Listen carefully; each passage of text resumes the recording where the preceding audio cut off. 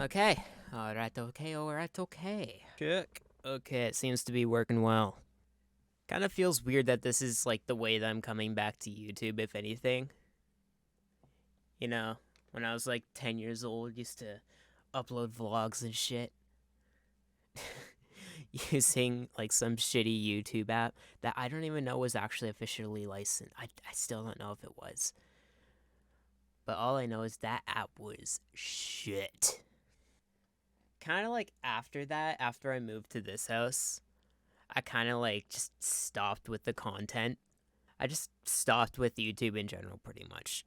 And hell, I still don't know if I want to actually like consistently upload stuff because honestly, I'm busy as shit and I got shit to do. But I kind of got the urge to revisit a game that I haven't played in a long time. And honestly, I probably won't. That game was called the Blackout Club. Now, I haven't really uploaded anything publicly on this channel about the game. But trust me when I say this, I played the game fucking religiously. Okay? So let's get it started, shall we? The Blackout Club is an indie horror game that was developed by Question Games and officially released on July 30th, 2019. I say officially because the game was in early access for about 1.5 years, and boy, as I said before, was it definitely an experience. Pretty much the main point of the game was your friend has gone missing, and you and your friends think it's one of the several gods of the town that you live in called Red Acre, a small town located in the National Radio Quiet Zone in Virginia, and you have to save her. Well, actually, there have been many strange things happening in this town already, but Belle's, the friend that got kidnapped or missing, whatever, you don't know at the time. All you know is she's not here and you gotta find her.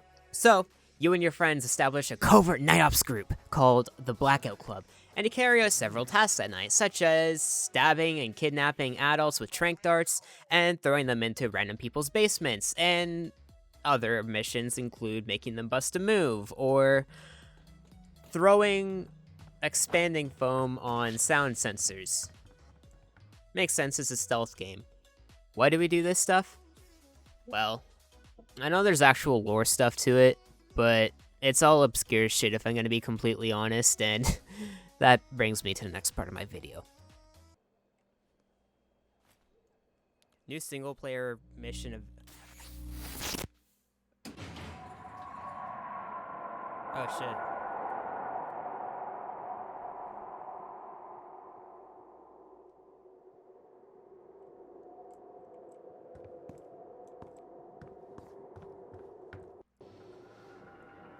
Wake up, little seeds. Your queen brings news. The pact has discussed the means by which we will smuggle you into the sundown ritual. After our summit concludes, we will await the signal taught to us by our friend at the Townsend Motel. When you feel you have learned all you can, sacrifice. Give your bodies over to your chosen voice. Wear the garments of the violators as disguise. We will quiet your minds, make you appear free of sin. The sun is setting, children. The sky turns red. I hope you are ready. That's new. The voices. The Blackout Club is a pretty unique game. Mechanic-wise, you could close your eyes, you could see stuff, and it had a certain gimmick that I'll get into later. But despite all these unique mechanics and the potential it held, it was extremely tedious to play. It lacked content, a lot of content. So why the fuck did I play this game so religiously? Well, It was a lore game, and I'm sure you guys have plenty of experience with lore games. You know, games like Poppy Playtime or Five Nights at Freddy's, because I'm sure we've all heard so much about Five Nights at Freddy's. Instead of playing stuff like ARGs, they were playing stuff like Where's Waldo on crack. You just asked the gods directly. There wasn't as much of finding like obscure information other than from asking the gods directly. And the gods themselves will actually respond back. Now, you might be thinking, damn, that's one sophisticated ass system. And no, it's really not. The devs actually hired live performers and invaded your games. Like, if you're playing online or by yourself and you had, like, your party private, they could still just invade your game. That also goes with stalkers, I'll get into that later. But they would invade your game as one of the gods. But the main voices were... Speak as one. The voice supposedly behind every adult being a borderline zombie at night, and also the one I chose to follow. The Idare. A voice that rebelled against Speak as One and lost. Get fucked. Laugh last, as he liked to say. The voice that didn't give two shits about everything happening and actually joked about it all. I enjoy ham! Ham? Ham ain't bad. Some of my hosts keep kosher, but some don't. I might spend a little more time in the minds of those who partake, if you know what I mean. Please, don't tell anyone. If I'm gonna be honest, he was actually my personal favorite. In her teeth. Laugh last, bitchy, sadistic wife. Or whatever the fuck it was. It was really fucking complicated. I don't even know. It was pretty much like any 50s married couple. Die for you. This was a voice that promoted having something to be so passionate about, you'd quite literally die for it. Now, a lot of people got that confused with, oh, I'm gonna kill myself for this god. Nope, that's more so in her teeth. Hey there, it's me, your boy. I sacrificed my body for you. Love you. My brother yet lacks his voice, but I just wanted to say your devotion to him inspires even me.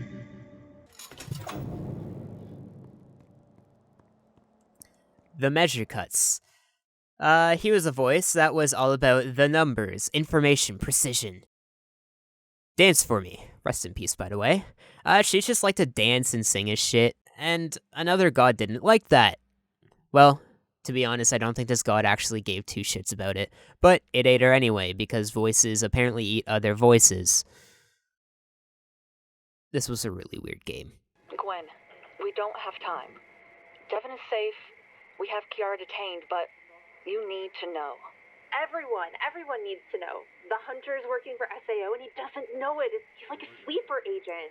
Yeah, they have his name in the old tongue. He couldn't be an attack dog if he knew he was just a pawn. So they tweaked him and let him loose to take out everyone in town and do the dirty work for them.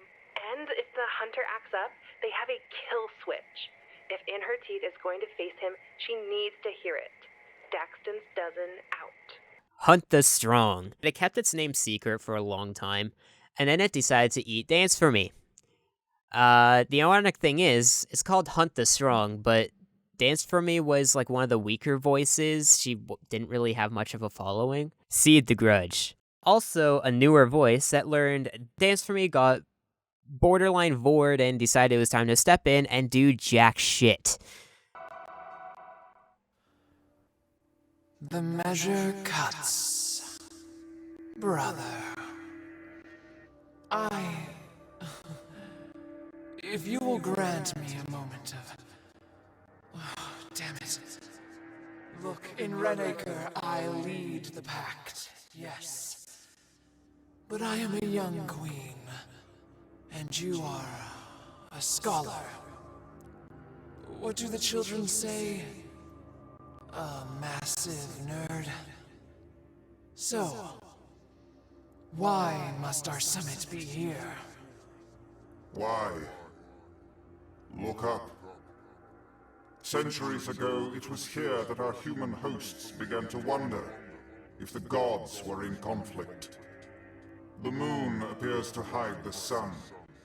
They imagined dark new deities daring to cross the only one they had ever known. Do you remember their fear? We were forced to speak to them directly in their own voices, or risk losing them. I was only her falcon then, her killing wing. I did not speak, but I remember. You say, look up. Our people did and saw the moon, overthrowing the tyrant sun. Yet the violators, the sleeping god, saw the sun consuming the upstart child, spitting the moon back into its place. But it's neither. Only a damn story. Funny. The first Grudge War, forever burned into the minds of every dreamer, every child soldier, even here. All just a lie, told in light. After sundown, no more politics. I'm done. Revenge is a simple story, and it calls me home. So as you can see, people would choose to follow one of the voices, and everyone came together to talk to the gods, bear through the most tedious gameplay ever, and figure out what the hell is happening in this damn town. Or so you'd think. The community is something else that I'll also get into later. If the gods wouldn't invade your lobby, you could always reach out to them directly yourself, using an item called the Light of Rebellion. This was an item that, when burned, lets you send around a 30-second voice message, of which the gods would respond to either in a dream that you hear after successful missions, or by invading your game. Now, the thing about these Lights of Rebellions is this is one thing that made the gameplay even more tedious. If you were Light of Rebellion farming, oh boy, have fun, because you'd be in games for about over an hour trying to get one. Because you have to find every little hidden piece of evidence and record it. And the map of Red Acre, it's only a small part of it that's available and will ever be available. But oh boy. It was a lot. Anyway, onto the community. You know what I said about, or so you'd think, about everybody coming together to figure out what was happening in this damn town? Well, that's partially true. The main thing that happened was lore in itself actually became a competition. The community itself became divided based on who followed what gods, or voices, and the devs tried to step in saying, oh, this is bad, and then proceed to do almost nothing about it.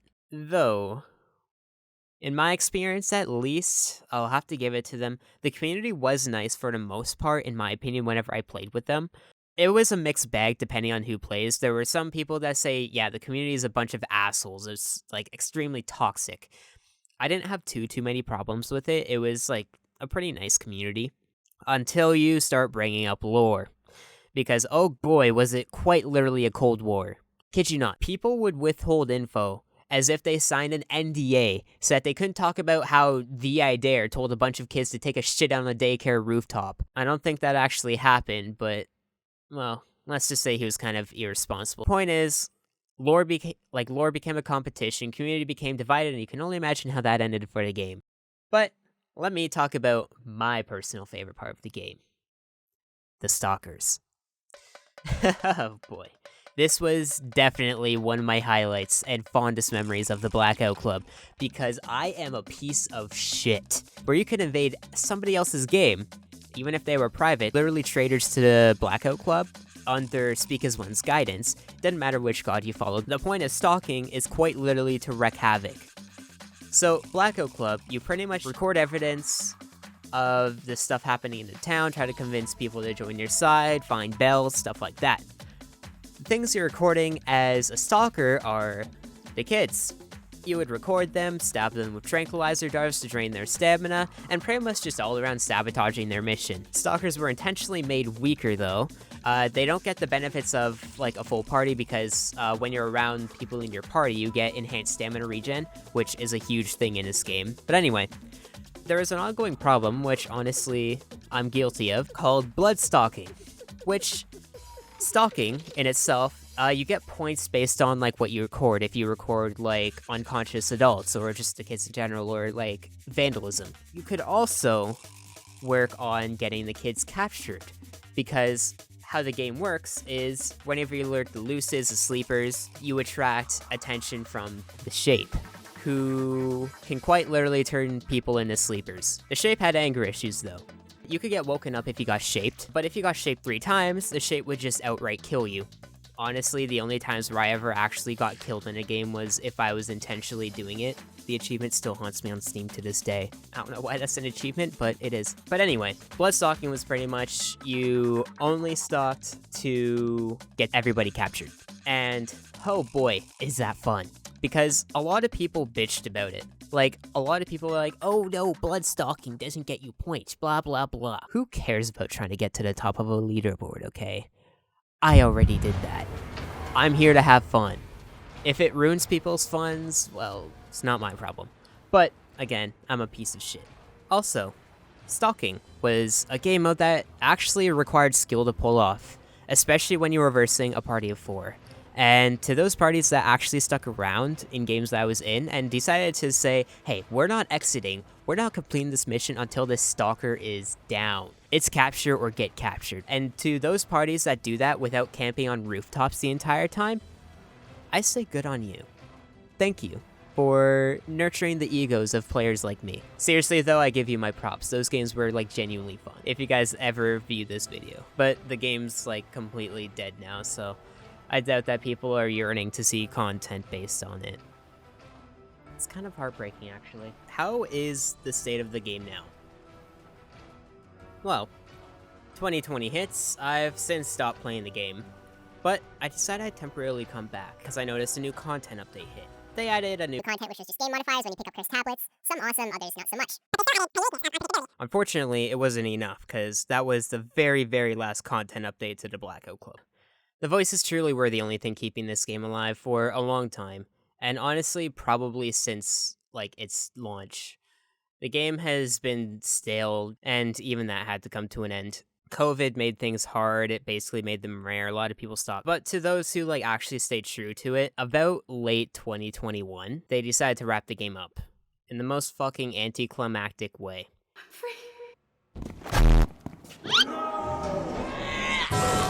Anyway, that's gonna wrap up this video, but supporting the channel is also something that I appreciate. So, if you made it to the end of the video, I hope you have a wonderful day, and take care. See ya.